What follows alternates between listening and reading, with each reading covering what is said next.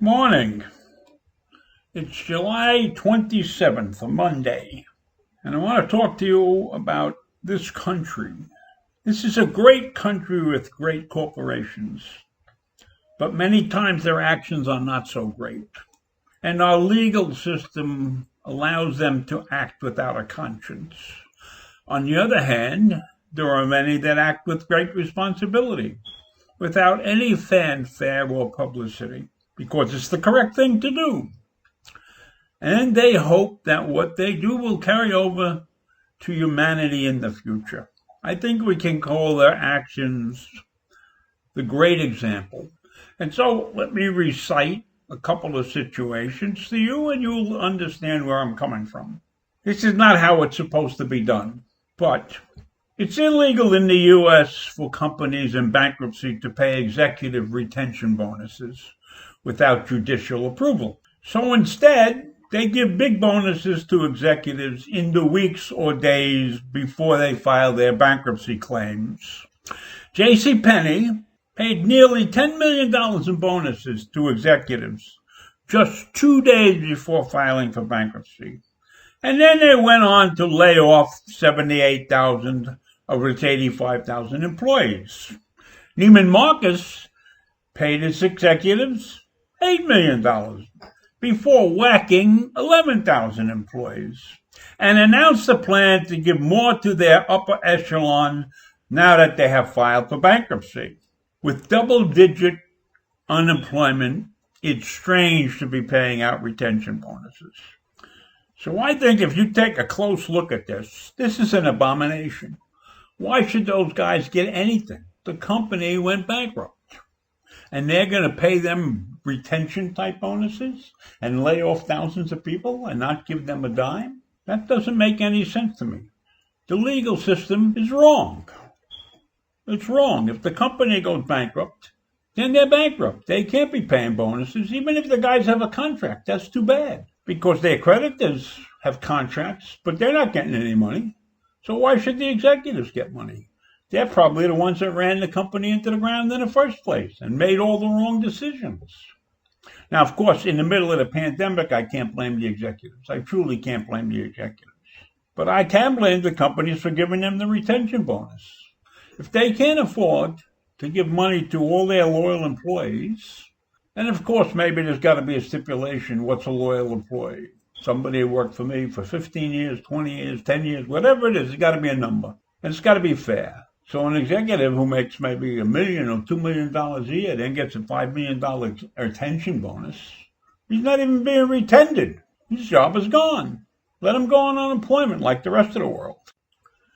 Neiman and JCPenney did give severance pay to their employees, but the severance packages nowhere near as generous as the packages that the executives collected.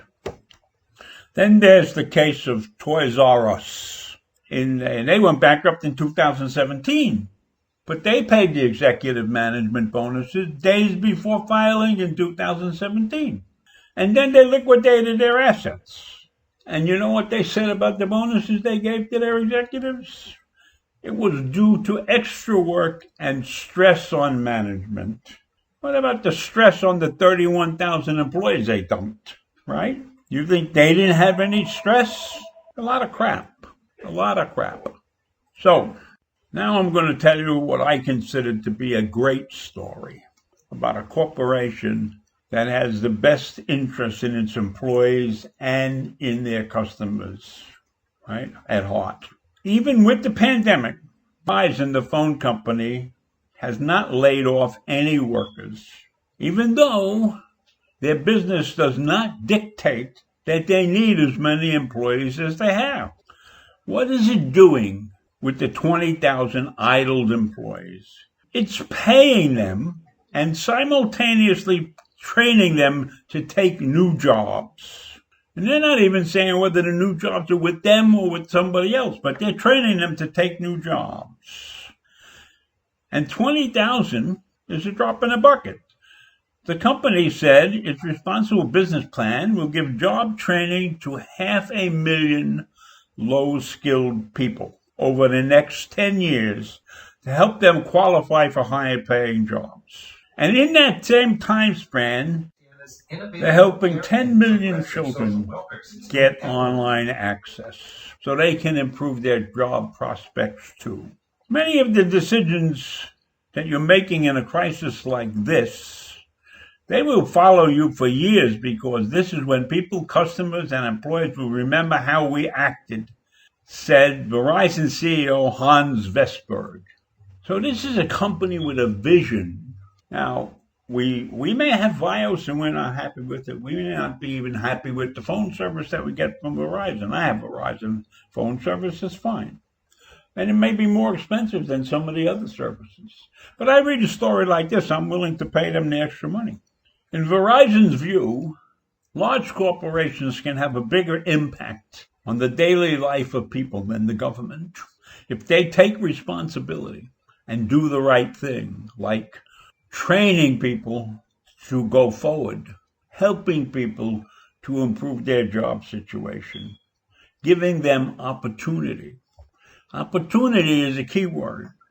We have people running around this country complaining about lots of things, and the real reason they're complaining, and they don't even realize it, is that they have no opportunity.